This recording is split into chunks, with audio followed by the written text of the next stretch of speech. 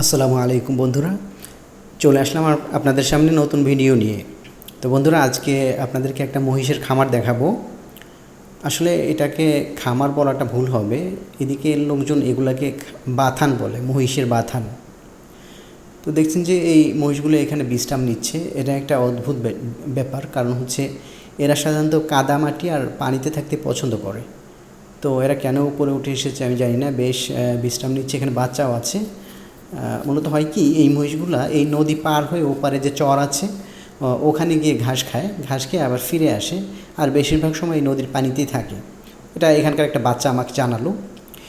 এই ভোলা অঞ্চলে এই মহিষের খামারগুলা গড়ে ওঠার পেছনে কিন্তু এই অনুকূল পরিবেশ দায়ী, কারণ এই চরগুলাতে প্রচুর পরিমাণ কাঁচা ঘাস আছে, পানির প্রাচুর্য আছে, যেগুলো মহিষের জন্য যথেষ্ট কমফোর্টেবল।